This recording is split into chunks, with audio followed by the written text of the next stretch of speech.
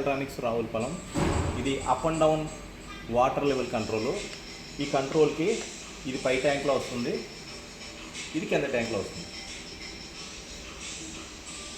ఇది ఎలా వర్క్ చేస్తుందో చూపిస్తాను. ఇది కింద ట్యాంక్, ఇది ఫుల్ అయింది.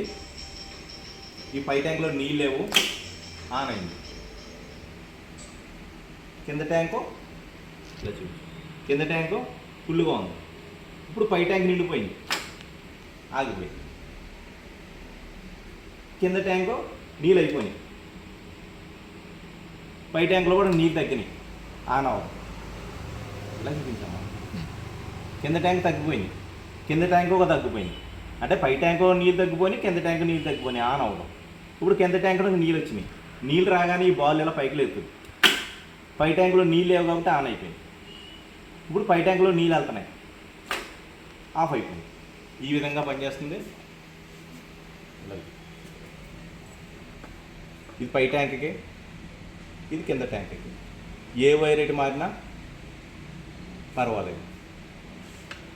ఇప్పుడు వైర్లు వస్తాయి, ఒక రెడ్, ఓ బ్లాక్, ఓ బ్లూ. ఇది కలెక్షన్ ఎలాగ ఇవ్వాలంటే ఇక్కడ మీకు ఎంసీబీ ఉంటుంది.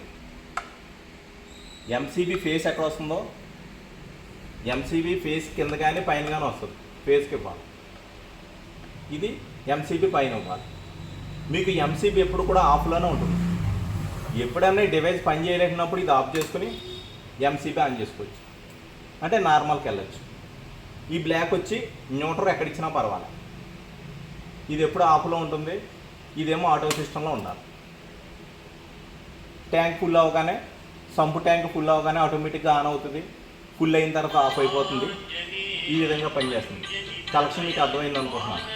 ఈ రెండు కూడా ఎంసీబీకి ఇవ్వాలి. బాయ్.